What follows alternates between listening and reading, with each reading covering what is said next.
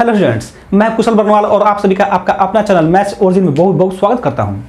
आज के इस लेक्चर में हम देखने वाले हैं 12th क्लास के फिजिक्स में विद्युत आवेश और विद्युत क्षेत्र यानी इलेक्ट्रिक चार्ज और इलेक्ट्रिक फील्ड चैप्टर में कूलॉम्स लॉ को आगे बढ़ाते हुए, क्योंकि इसके पिछले वाले लेक्चर में आप ये पढ़ चुके हैं कि कूलॉम्स लॉ क्या होता है, कूलॉम्स लॉ से कौन सा फॉर्मूला प्राप्त होता है हम लोग को, और उसके बाद आप देखे थे कि एप्सिलॉन नॉट और के यानी कूलम्स कांस्टेंट का एसआई मात्रक क्या होता है और उसकी डायमेंशन क्या होता है।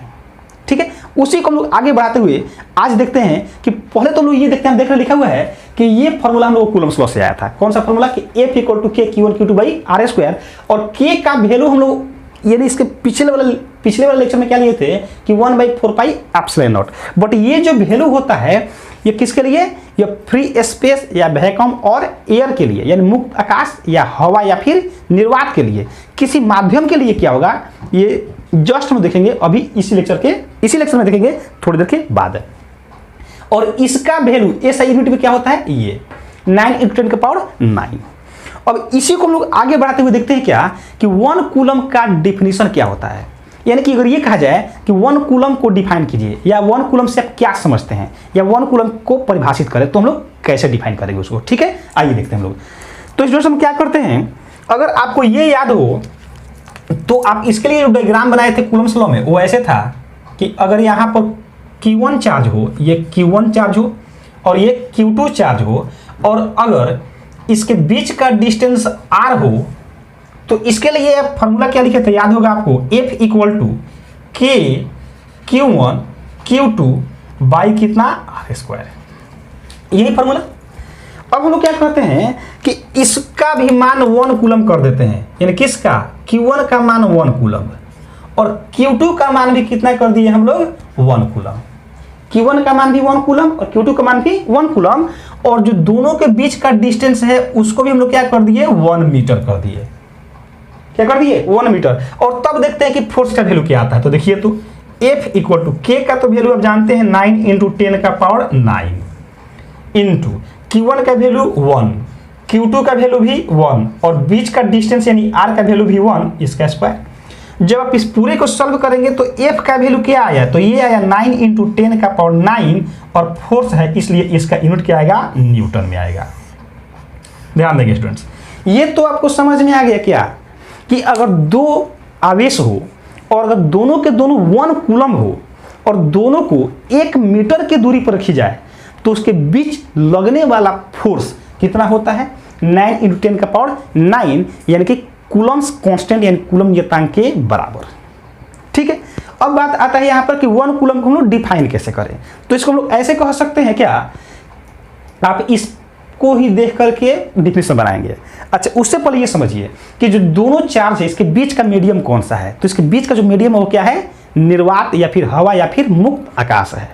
ठीक है, तो डिफिनेशन कैसे बनाएंगे हम लोग, तो इसको बोल सकते हैं क्या कि 1 कूलम वह आवेश है, यानी 1 कूलम वह आवेश है जो समान परिमाण के, क्योंकि देखिए अगर 1 कूलम है तो यहाँ पर भी क्या रहेगा 1 कूलम। अब समान परिमाण क्यों बोला गया, समान परिमाण इसलिए बोला गया कि अगर यहाँ पर 1 कूलम है तो यहाँ पर भी क्या होना चाहिए, 1 कूलम ही होना चाहिए।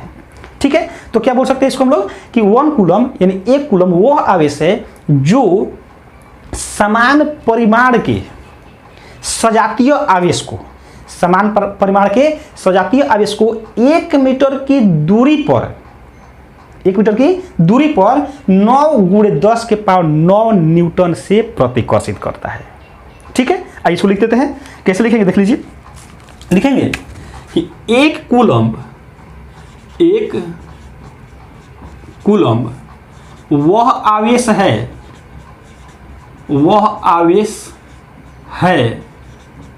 जो समान परिमाण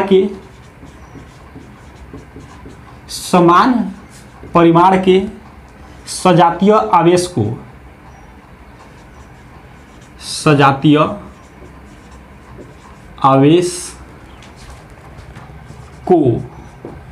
1 मीटर की दूरी पर रखने से ये रखने 1 मीटर की दूरी पर रखने पर 9 गुणे 10 का पावर 9 न्यूटन बल। पूरा एक बार पढ़ देते हैं। 1 कूलम वह आवेश है जो समान परिमाण के सजातीय आवेश को 1 मीटर की दूरी पर रखने पर 9 गुणे 10 के पावर 9 न्यूटन बल से प्रतिकर्षित करता है। प्रतिकर्षित करता है। ठीक है, तो ये रहा क्या, कूलम्स लॉ पर बेस्ड 1 कूलम को कैसे डिफाइन करेंगे, यानी कैसे परिभाषित करेंगे।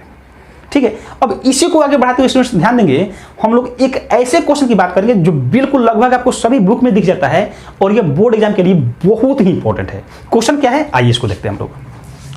क्वेश्चन कुछ ऐसा है कि 2 चार्ज है और दोनों एक दूसरे से r डिस्टेंस पर है। चार्ज क्या मान लेते हैं हम लोग, Q1 चार्ज, और यहां मान लिया हम लोग Q2 चार्ज। 2 चार्ज है, ये कौन सा, Q1 चार्ज और Q2 चार्ज। इसको यहां लिख देते हैं, Q1 चार्ज और ये Q2 चार्ज। 2 चार्ज है, दोनों के बीच का डिस्टेंस कितना है, r। तो इसके बीच का फोर्स भी दिया गया है क्या, F। अब क्वेश्चन क्या है, इसी में और आगे लिखता है। क्वेश्चन कहता है कि यदि इस दोनों के बीच का जो डिस्टेंस है उसको क्या कर दिया जाए, हाफ कर दिया जाए।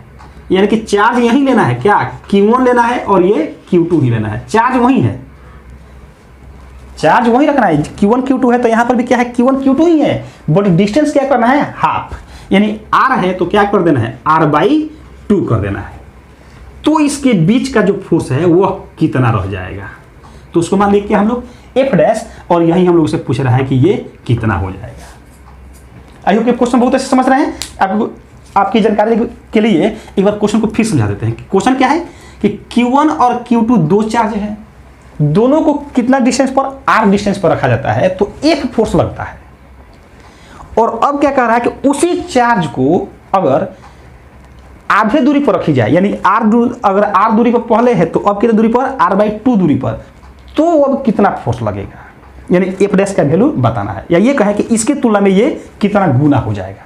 तो देखते हैं इसके लिए फोर्स हम लोग का क्या आएगा, F इक्वल टू क्या, तो फॉर्मूला आप जानते हैं K Q1 Q2 बाई क्या, r², ये आप जानते हैं।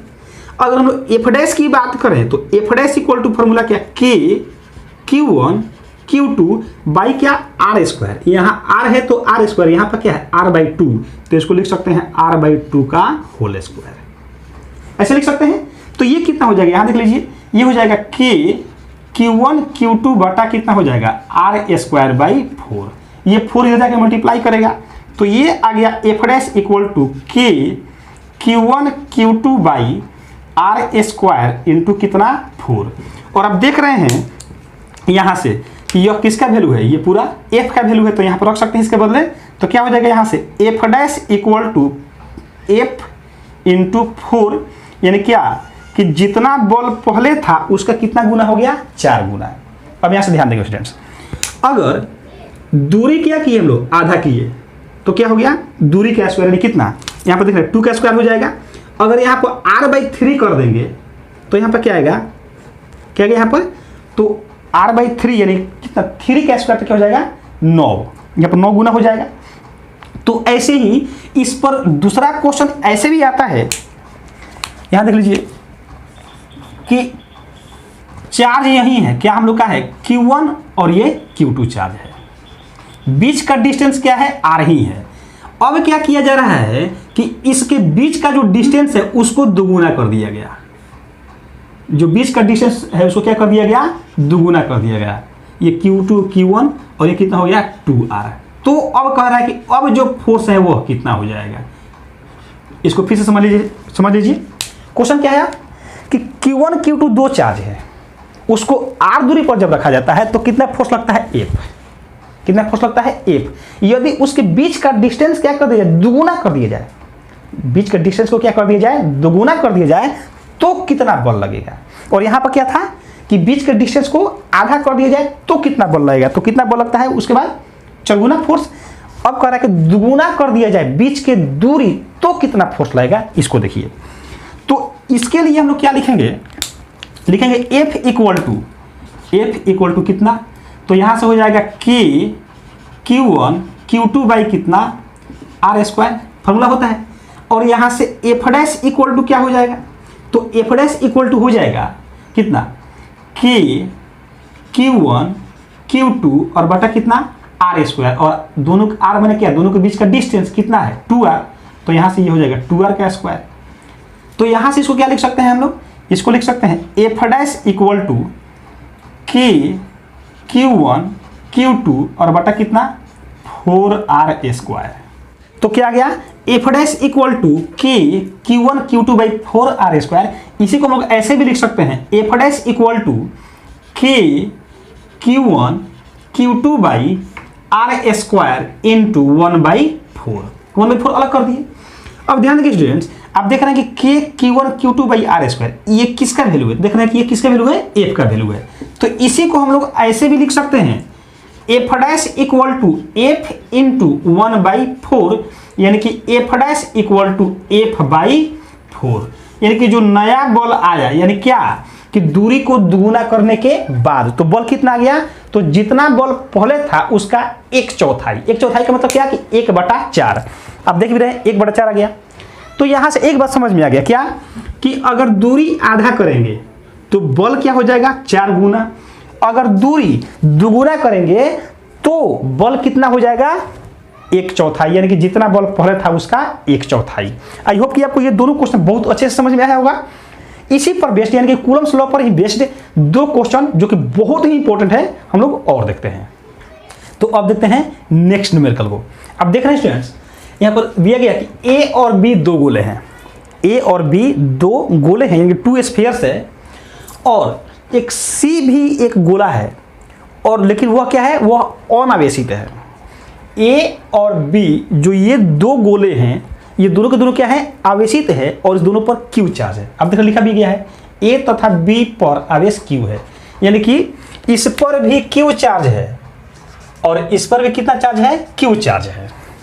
ठीक है, अब क्या किया जाता है, तो एक तीसरे गोले को पहले ए के संपर्क में लाया जाता है, देख रहे हैं, उसके बाद फिर उसी तीसरे गोले को, यानी कौन सा गोला सी, इसको किसके संपर्क में लाया जाता है, बी के संपर्क में लाया जाता है, और तब ए और बी के बीच का फोर्स बताना है कि क्या होगा।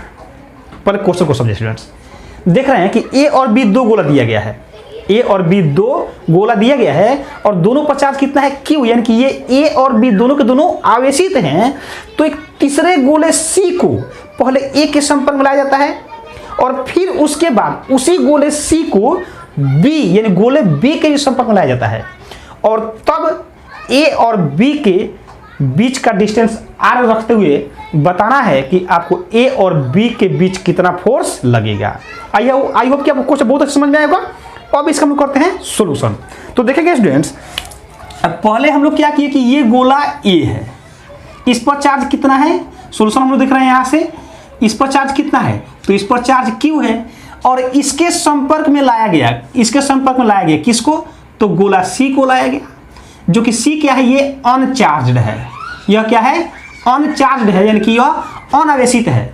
तो अब ध्यान देंगे स्टूडेंट्स, इस दोनों को जब संपर्क में लाया जाता है, यानी कि ये ऐसे, ये दोनों को ऐसे संपर्क में लाया गया, तो अब जानते हैं कि जैसे ही दो गोले को हम लोग अगर संपर्क में लाते हैं तो दोनों पर क्या होता है, बराबर आवेश, क्योंकि दोनों क्या है, समान आकार का है। यहाँ पर ए बी सी तीनों के तीनों गोले क्या है, समान आकार के हैं, तो ये दोनों पर क्या होगा, समान आवेश आ जाएगा। तो ये बताए दोनों मिलाकर के कुल आवेश कितना है, तो इस पर तो यह क्या है, अनचार्ज है। अनचार्ज का मतलब क्या कि Q equal to 0, Q equal to कितना हो गया 0। तो इस निकाय में यानी इस दोनों के निकाय में कुल आवेश कितना हो गया, Q, क्योंकि Q प्लस 0 कितना Q। अब यही दोनों इस दोनों पर बढ़ जाएगा, यानी इस पर कितना, तो यहां पर आएगा Q/2, यानी A पर कितना आ गया Q/2, और C पर भी कितना आएगा, तो इस पर भी आएगा Q/2। यहां से क्या समझ में आया कि A पर चार्ज कितना आ गया Q/2, और C पर भी चार्ज कितना Q/2। अब इसी C गोले को किसके संपर्क में, तो देख रहा है कि B के संपर्क में लाया जाता है, यानी कि यहां पर गोला B रखा जाता है और फिर इसके संपर्क में लाया जाता है किस गोले को, C गोले को। तो अब बताइए B पर कितना चार्ज, तो अब देख रहे हैं कि ए तथा बी पर क्यू आवेश है, तो यानी इस पर क्यू चार्ज और सी पर कितना चार्ज, तो इस पर क्यू बाई 2 चार्ज। ठीक है, ये दोनों क्या होता है, संपर्क में आता है। यहाँ दोनों के क्या होगा, संपर्क में आया। अब ये बताइए, ये दोनों यानी बी और सी जो दोनों मिलकर यानी बी और सी का कंप्लीट यानी निकाय का चार्ज कितना, यानी क्यू प्लस क्यू बाई 2। तो जोड़ लीजिए, Q plus Q by 2 equal to कितना आएगा, तो ये आएगा 3q बाई 2। तो अब इस दोनों पर क्या होगा, ये आधा आधा बढ़ जाएगा, यानी कि जब इसका आधा कीजिएगा तो कितना 3q बाई 2।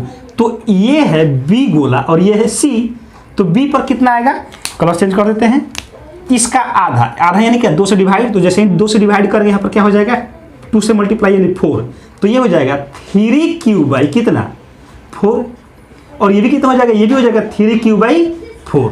तो यहाँ से एक बात समझ में आ गया क्या, कि अब हम लोग देख लिए कि क्यू पर कितना, ये ए गोले पर कितना आवेश और फिर बी गोले पर कितना आवेश। तो अब बताइए कि अब बताना है हम लोग को क्या, कि ए और बी के बीच का फोर्स कितना। तो ये है बी गोला, ये है ए गोला और इसके बीच का डिस्टेंस कितना है r। तो जब हम लोग संपर्क में लाने के बाद ए पर कितना चार्ज हुआ, देख लीजिए यहाँ से q बाई 2 और बी पर कितना चार्ज, तो ये हो गया 3q बाई 4। अब पूछ रहा है कि इसके बीच का बल कितना होगा, यहाँ से देख रहे हैं F। तो आप कूलम के नियम से जानते हैं F इक्वल टू क्या, K Q1 Q2। तो ये है Q1 का काम और ये है Q2 का काम करेगा। तो K Q1 Q2 यानी कि Q by 2 into 3Q by 4, तो फॉर्मूला क्या हो गया, K Q1 Q2 by R square, और R स्क्वायर यानी क्या कि ये R का स्क्वायर हो जाएगा ऐसे। अब ये बताइए, इसको सॉल्व करते हैं, तो F इक्वल टू क्या आएगा, ये आएगा K, और देखिए इसको जब सॉल्व करेंगे हम लोग तो क्या आएगा 3q स्क्वायर, और बटा में कितना हो जाएगा ये 8, और इसके होल बटा में कितना ये R स्क्वायर। तो यहाँ से ये आ गया F इक्वल टू कितना K 3q स्क्वायर बाई 8, और इसके बटा में कुछ तो कितना है 1, तो ये पलट जाएगा तो कितना 1 बाई R स्क्वायर। तो जो F का वैल्यू आया कितना आ गया, तो ये आ गया 1 बाई 8 के, यहाँ पर कर दीजिए 3 बाई 8 के Q square by R square, and this is force answer.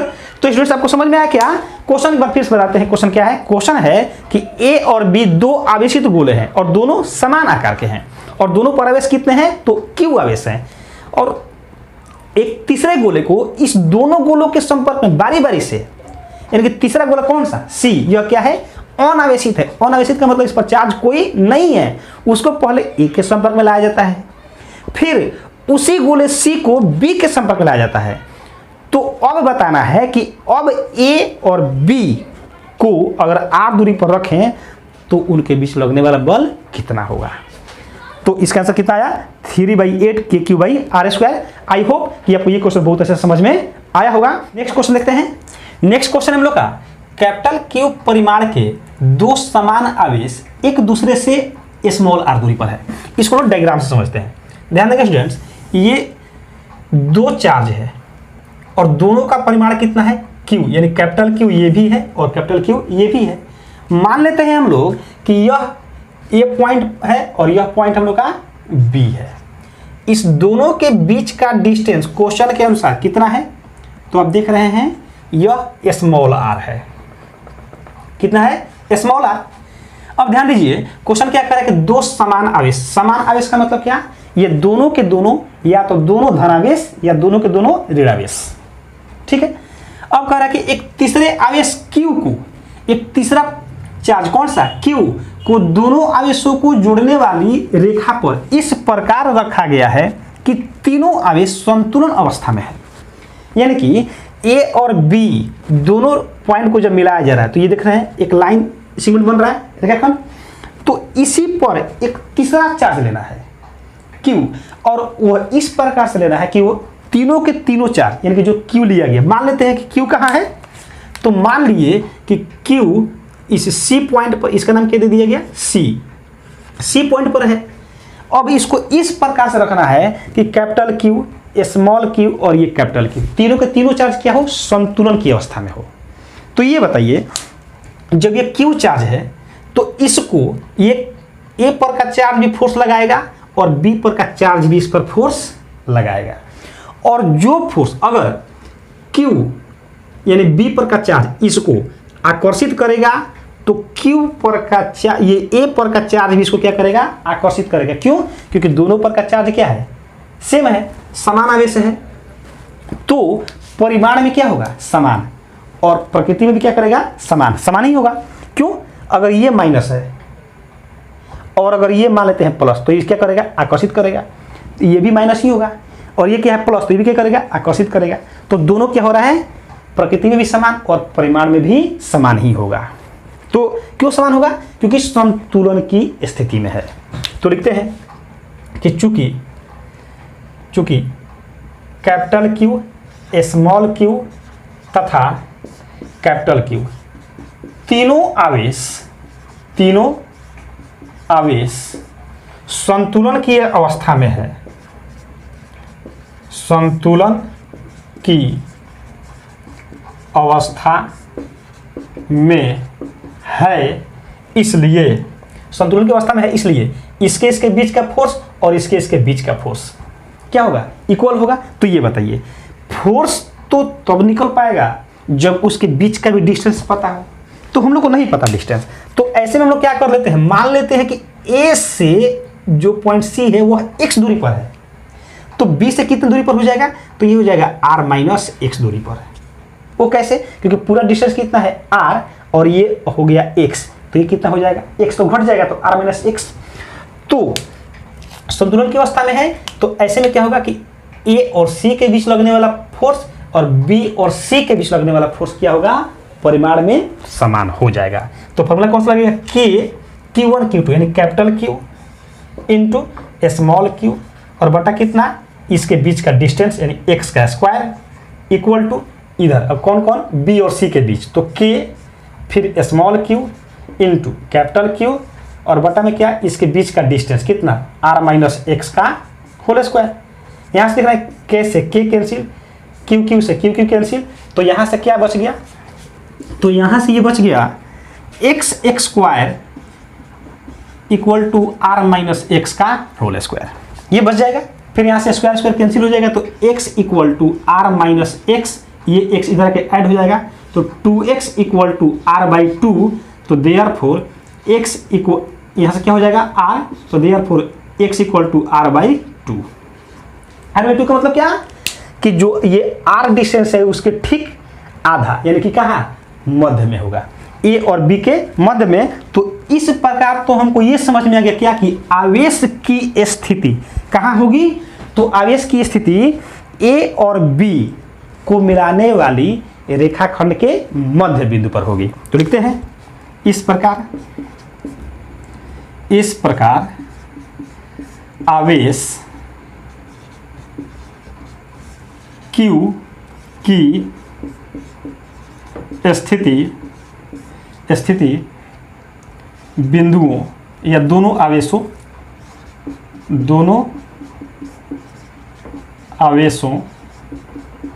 आप देख रहे हैं यहाँ भी लिखा गया है, ये दोनों आवेशों को जोड़ने वाली रेखा के मध्य बिंदु पर होगी। ये समझ में आ गया। अब इसको और आगे बढ़ाते हैं। अब देख रहे हैं स्टूडेंट्स, इसका परिमाण बताना है और इसकी प्रकृति बतानी है। ये बताइए कि A और B यानी कि A पर का चार्ज और B पर का चार्ज, यानी ये कैपिटल Q और ये कैपिटल Q दोनों क्या है, समान प्रकृति है, समान प्रकृति के हैं। समान प्रकृति का मतलब क्या कि दोनों के दोनों प्लस या दोनों के दोनों माइनस। ऐसे में A पर का चार्ज और B पर का चार्ज एक दूसरे को क्या करेगा, प्रतिकर्षित करेगा। क्या करेगा, प्रतिकर्षित करेगा। और Q चार्ज भी कुछ न कुछ फोर्स लगाएगा, कुछ न कुछ फोर्स लगाएगा। तो संतुलित करने के लिए देख रहे हैं, संतुलन की अवस्था में है। संतुलन की अवस्था में उसको रखने के लिए जो क्यू चार्ज लेंगे वह विपरीत प्रकृति का लेंगे। कैसा लेंगे? विपरीत प्रकृति का। ये क्यों, आप ये समझिए। इसको फिर डायग्राम एक बनाते हैं। मान लीजिए हम लोग यहां से कि यहां पर का जो चार्ज है ये कौन सा है? Capital Q. और यहां पर का जो चार्ज है तो मध्य बिंदु में आ गया है कौन सा? Small Q. और ये फिर कौन सा चार्ज है? Capital Q. ठीक है। अब ये बताइए कि इसका भी नाम दे देते हैं क्या? ये ए पर है, ये सी पर और ये बी पर। चूंकि ये भी प्लस, जैसा इसका साइन वैसा ही इसका साइन, समान आवेश है, तो ये प्लस तो ये भी प्लस, ये माइनस तो ये भी माइनस। ऐसे में ए और बी पर का जो आवेश है यह एक दूसरे को क्या करेगा? विकर्षित करेगा। तो हम ये कहते हैं कि ए पर के चार्ज को जो बी पर का चार्ज है वो क्या कर रहा है? विकर्षित कर रहा है। मतलब कि इसको इधर फोर्स लगा रहा है। ठीक है। कुछ देर के लिए समझिए कि इसका नाम क्या हो गया, हम लोग मान लेते हैं एफ बी नाम दे दिए। सही है। अब ये जो क्यू चार्ज है ये भी तो फोर्स लगाएगा इस पर। तो अगर ये इसको भी क्या करे? विकर्षित कर देगा। अगर विकर्षित कर दिया तो यह तो क्या हो जाएगा? यह असंतुलित हो जाएगा। तो संतुलित बनाने के लिए क्या करना पड़ेगा? अगर बी पर का चार्ज इसको धक्का दे रहा है, मतलब विकर्षित कर रहा है, तो सी पर का चार्ज क्या करेगा? इसको आकर्षित करेगा। मतलब कि अपनी ओर खींचेगा, मतलब ये कि ये इधर खींचेगा। ठीक है। तो यहां से ये कब संभव है? ये तभी संभव है जब ये क्यू विपरीत प्रकृति का हो। मतलब क्या? जब आकर्षित कर रहा है ये स्मॉल क्यू, तो आकर्षित कब करेगा? जब इसके ये विपरीत प्रकृति का है। सही है। तो अब ये तो समझ में आ गया क्या कि आकर्षित करेगा। क्यों? संतुलित में, संतुलन की अवस्था में लाने के लिए। ठीक है। अब संतुलन की अवस्था में कब आएगा? तो ये तभी आएगा जब ये एफ बी फोर्स कौन सा नाम दिए हैं? बी के द्वारा ए पर लगने वाला बल। और इसको हम क्या बोले हैं? सी जो ए पर फोर्स लगा रहा है उसको लोग क्या मान लेते हैं? कुछ देर के लिए सी नाम दे देते हैं। सही है। तो एफ बी और ये एफ सी दोनों अगर परिमाण में भी बराबर हो जाए, ऐसे में क्या हो जाएगा? यह संतुलन की अवस्था में हो जाएगा। ठीक है। आप एक बार इसको और समझिए। यहां तक आपको बहुत ऐसे समझ में आ रहा है। यहीं पर थोड़ा सा ध्यान देना है। ध्यान क्या देना है? ये कि ए और बी पर का जो दोनों चार्ज है वह क्या है? समान प्रकृति का है। तो क्या करेगा? विकर्षित करेगा। विकर्षित करेगा इसका मतलब क्या कि ए पर का जो चार्ज है उसको बी पर का चार्ज विकर्षित करेगा, मतलब अपने से दूर भेजेगा, धक्का देगा, तो ये इधर जाएगा। अब ये बताइए, चूंकि हमको संतुलन की अवस्था में रखना है और हम यह भी देख रहे हैं कि जो क्यू आवेश है वह भी फोर्स लगाएगा इसको। ठीक है। तो संतुलन की अवस्था में रखने के लिए क्या करना पड़ेगा? हमको इस क्यू को विपरीत प्रकृति का लेना पड़ेगा। वो इसलिए कि अगर ये समान प्रकृति का हुआ तो यह भी क्या करेगा? इसको धक्का दे देगा। तो पहले से इसको धक्का मिल ही रहा था, अब ये और धक्का दे रहा है। मतलब कि पहले से प्रतिकर्षण बल लग ही रहा था, अब और प्रतिकर्षण बल लग रहा था। ये क्या हो जाएगा? असंतुलित हो जाएगा। जबकि चाहिए क्या हमको? संतुलन की अवस्था में। तो इसलिए यह इसको क्या करेगा? आकर्षित करेगा, मतलब अपनी ओर खींचेगा, तो संतुलन की अवस्था में आएगा। लेकिन ये कब आएगा? तो ये तभी आएगा जब इस एफ बी का मान और इस एफ सी का मान क्या हो जाए? बराबर हो जाए। यानी दोनों बल क्या हो? परिमाण में समान हो। मतलब ये कि ए पर के चार्ज और बी पर के चार्ज के बीच लगने वाला बल और ए पर के चार्ज और सी पर के चार्ज के बीच लगने वाला बल का परिमाण क्या हो जाए? समान हो जाए। मतलब कैसे? ये समझिए। यानी कि एफ बी यहां से लिख देते हैं, एफ बी और ये एफ सी क्या होना चाहिए? समान। तो इस एफ बी को हम लोग क्या बोले हैं? किसके किसके बीच का? ए और बी के बीच का। तो आप देख सकते हैं फॉर्मूला कौन सा? के कैपिटल क्यू, क्योंकि ए और बी के बीच कैपिटल क्यू और ये भी कैपिटल क्यू, बटा कितना? आर। यानी ए और बी के बीच का डिस्टेंस आप यहां समझ सकते हैं कितना है? आर है। इक्वल टू ये कितना? एफ सी किसके किसके बीच? तो देखिए ये कौन बोले हैं? ए और सी। तो फॉर्मूला कौन सा? के capital Q into small Q, capital Q into small Q, और बटा कितना? इसके बीच का डिस्टेंस का स्क्वायर, यानी ए और सी। तो ए और सी क्या है? कहाँ का पॉइंट है? तो सी तो मध्य बिंदु का है ना, आप यहाँ से देख चुके हैं। जब मध्य बिंदु है इसका मतलब क्या कि दूरी क्या? r/2 का होल स्क्वायर हो जाएगा। यहाँ से के से के कट गया, के से के कट गया, एक क्यू से एक क्यू कट जाएगा तो बचेगा क्या, capital Q by R square equal to small Q by कितना आर स्क्वायर और बटा में कितना 4 हो जाएगा। इसको हम थोड़ा सा और सॉल्व करते हैं तो capital Q by R square equal to small Q by क्या, तो ये देखिए ये तो पलट जाएगा, यानी ये कैसे हो जाएगा, तो ये हो जाएगा 4 बाई आर स्क्वायर, यानी आर स्क्वायर से आर स्क्वायर कट जाएगा तो क्या आ गया यहाँ से, कैपिटल क्यू बराबर 4 तो therefore Q equal to कितना, कैपिटल क्यू बाई 4 आया। तो क्या समझ में आया कि जो तीसरा चार्ज लेंगे उसका परिमाण कितना, तो उसका परिमाण क्यू बाई 4, यानी कि जो ये चार्ज हम लोग लिए थे उसका क्या 1/4। प्रकृति कौन सा, आप समझ रहे हैं कौन सा, ऋणावेश। तो लिखेंगे क्या कि चूंकि स्मॉल क्यू विपरीत प्रकृति का है अतः स्मॉल क्यू इक्वल टू, और उसमें क्या करेंगे माइनस लगा देंगे तो हो जाएगा small Q equal to minus Q by 4। तो आई होप कि आपको इस लेक्चर में जो भी क्वेश्चन बताए गए हैं आपको बहुत अच्छे से समझ में आया होगा। वीडियो कैसा लगा आप कमेंट बॉक्स में बताएंगे, और अगर अच्छा लगा हो तो वीडियो को लाइक अवश्य कर लेंगे और दोस्तों के साथ भी शेयर करें, और अगर चैनल पर पहली बार हो तो चैनल को सब्सक्राइब करके बेल आइकन को भी प्रेस कर लीजिएगा ताकि जो भी वीडियो अपलोड किया जाए आपको समय से मिल सके। Thank you so much for watching this video.